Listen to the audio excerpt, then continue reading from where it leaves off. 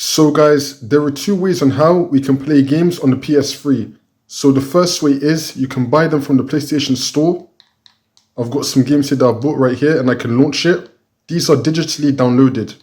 You can go to the PlayStation Store and buy some games there, which will then download it to your PS3 and you can then play them digitally. And the second way is if you have a disc.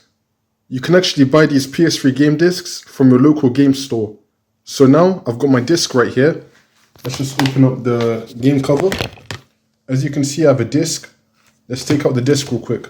So I've now taken out my disc. Now I'm using a PS3 Super Slim. So for this model, you just have to slide the disc tray down. We've got my disc right here. Now I'm going to put this in. Like so. It's a bit hard when I'm recording, but there we go. The disc is now in. Let's now close the lid. Let's go back to the PS3. Let's go back to the games tab. And let's just wait for our game to load from our disc.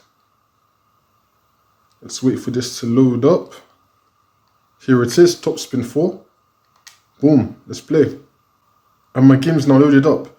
So yeah, that's two ways on how you can play games on your PS3.